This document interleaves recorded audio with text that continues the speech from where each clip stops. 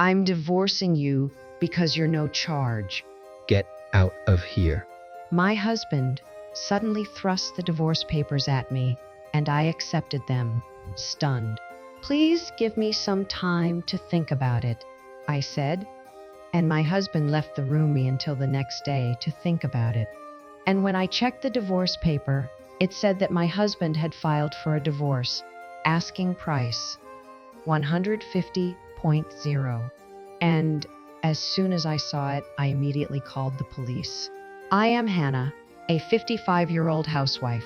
My husband Cooper is 57, and we have been married for 35 years. I lost my uterus due to illness before we got married, and at one point there was talk of divorce. Sure, I wanted kids, but I didn't marry to start a family, so let's not get divorced and live. When I was almost heartbroken over able to have children, Cooper supported me by saying that Cooper is the third son. His father was president of a small business, but he passed away, and his eldest son took over the company. Since the time when Cooper joined my in-laws' company at the request of his brother-in-law, Cooper's behavior changed little by from the time he was kind to me. About a year after he joined the Corps, started coming later, about close to midnight, saying that I have to work overtime. He also started leaving the house or off because he had to work on his. He began to avoid talking to me, and facial expression was not as cheerful as it should have been. No matter how many times I asked him this, he would say, "It's nothing. Nothing to talk about with you." I also grew increasingly distrustful of Cooper's attitude, and I tried several times to talk to him about it, but he refused to talk to me for son. There was no doubt that something had happened either between his family company. Did your mother-in-law say something? I gradually began to think so. This has to do with the fact that there is a big gap between me and my mother. My mother-in-law was very harsh about not having children. Get a divorce soon, you're an eyesore. These words were said to me each other. And when Cooper heard, he was furious. The next time you say something like, "I'm going to cut you off from this." Cooper was so furious that he declared he was going to cut ties with his mother. We came to an agreement that I would have nothing to do with my in-laws. I have since grown apart from my family, but I still can completely cut ties for reasons such as socializing with relatives.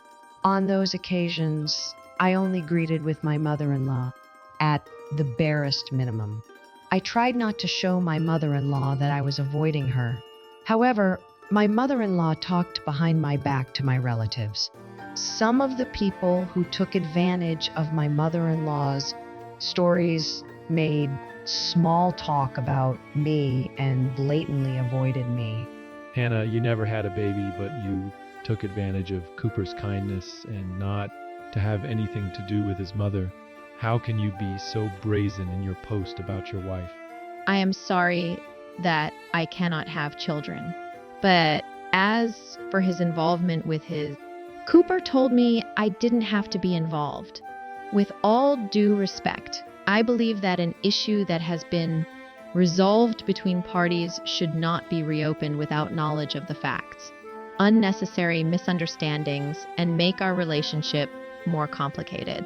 The relative who had been on my mother-in-law's side, apparently not expecting me to talk back, was taken aback by my words and attitude, and immediately, I'm just trying to give you advice. Get along with your relatives. Did my mother-in-law really call me a useless, childless woman? Yes, she did, and she's not wrong. You can't do your job as a wife and can't respect your relatives and you superiors. Why did Cooper marry an insane woman? Who knows? Oh, by the way, Cooper said that if his mother can't say things about how I'm useless and have children, then he's going to cut ties with her once everything is settled. What will his mother do if that were to happen? Will you tell Cooper about this? Would you take responsibility?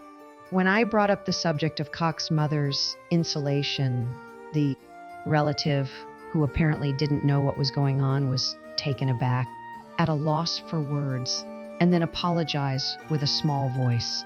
I'm sorry. I guess I interfered too much with your mother's consideration for Cooper. I don't want to cause trouble, so forget this ever happened. With that, she quickly left. I wondered whether I should tell Cox that I had not told anyone else about this secret, only my mother. Ms. Erica, I see that you still have thoughts about me not having children. I just heard from a relative. Should I have another thorough discussion with Cooper as well? At my words, my mother-in-law turned away from me. I'm sorry. I guess my words came across a little crooked. I am sorry for you and your family that chose not to have children, but I do not criticize you for it. My mother-in-law quickly apologized. So her son didn't cut ties with her. We decided to keep this matter to one. For the next few decades, we enjoyed each other's company, even though we never had.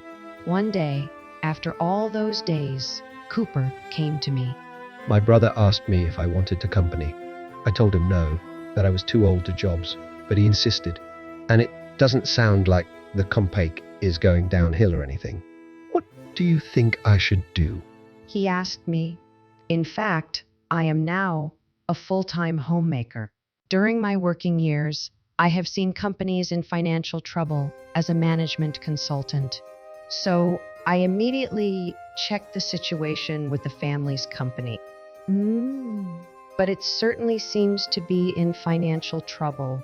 When I told him this, Cooper later worked as a board member of the company. His eldest brother had attached himself to hearing more details from his other siblings. The reason for this solicitation was that the company was short of staff employee who held the position had due to illness, and the company is seeking an individual to fill the role of. After a year had passed, Cooper's behavior began to change. He started coming home late at night. Attitude toward me became cold.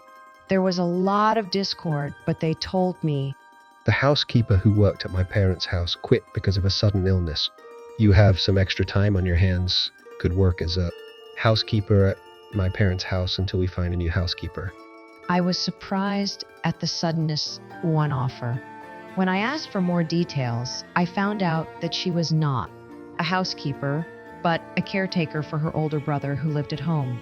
I found out that her main job was to take care of the grandchildren who were in my parents-in-law's family. The eldest brother and his wife were in the midst of divorce proceedings, so they were not taking care of the grandchild. The granddaughter was a 12-year-old named Samantha, and while she was at it, she also won the title of Miss Congeniality. The caretaker cleaned the house and prepared the food. After Cooper told me more about Samantha, I decided to take the job. Samantha seemed to have a hard time adults, and at first she was very me. However, after 6 months, Samantha started talking to me about her problems, and eventually we became close friends. I went to school with her, and I was able to learn a lot from her. I asked Cooper's brother if I could take Samantha home so that I could spend more time with her. You're going to kidnap Samantha because you couldn't have children yourself, and if you won't clean the house and do chores, then you're not a good housemaid. So I'm going to stop employing you. And from my mother-in-law, who heard it from her friend's daughter. Now you want a child? You made Cooper give up on having. You think you can talk like this? Besides, Samantha is a girl, and if she's in, she'll soon be married off, wasting Cooper's money. I won't allow you to do that. And refused my request. I didn't even say I would take my mother-in-law and my brother-in-law to court for not having children. Perhaps my mother-in-law was thinking that since Samantha is a girl and can not inherit, she did not want to include her parents-in-law's finances. She may want to be called Samantha after her father and his wife divorced. On top of that, my mother in law said, Samantha, you're going to go to your mother's live in poverty, so don't get used at home. You are the only one who will be of our family. Samantha was quite bitter toward her grandmother because of this. I was so disgusted by this idea that I couldn't say anything, at least while visiting my in-laws. I tried to make Samantha's favorite dish without having contact with my mother-in-law as much as possible. As cheerful as possible. After a year had passed, I went to my in-laws' house to talk to them. Cooper was waiting for me with his eldest brother and his mother. My brother's divorce is final. That means you're no longer of any, so I'm divorcing you. Get the hell out of my house. I was stunned when Cooper confronted the completed divorce papers and Sarah. I managed to squeeze out a few words home. When I checked the divorce papers, message from Cooper written on them. When I saw it, I immediately called police, filled out the divorce paper, went to file them. A few days later, I moved to was living on my own. I was summoned to my in-laws by a call from Cooper. There, my mother-in-law, her oldest Cooper, were waiting for me with a grin. Oh my God, what have you done to us? You took away Samantha's father and grandmother, and then you forced us to pay child. I stole Samantha's father from her? Did her father even treat her like in the first place? Biased grandmother? Are you talking at yourself? How can you say such a thing when you, to her in such a horrible way? How dare you? I was thinking of Samantha. My mother-in-law blamed me for my behavior from the very beginning. I was actually in the middle of an argument, and I had given my brother-in-law's wife a recording of outbursts and how badly they treated me. I had given her as many recordings could. The custody was safely passed to the side, and everyone was scolded, sever this. Do you really think you can do this husband's family and get away with? I don't care because we are already. When I said that, Cooper, who had been until then, opened his mouth. This isn't my family. From now on, I'm a stranger to you. What are you talking about? Cooper's brother as well as his moth were blank because of what Cooper. We had to explain to them what had so far. In fact, this time, it was an operation to accuse my parents-in-law of tax evasion. Cooper's other brother was also involved in the scheme. Although Cooper's other brother was his father, he was hated by his elder brother, and after the death of the EO, he was forced to take a mediocre position. His salary was drastically reduced.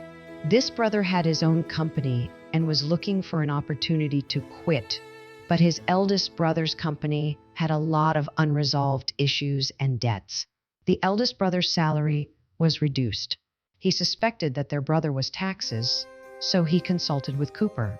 In the process, he found out that the eldest brother had always been a bit of a bully, but he had never before treated Samantha like this.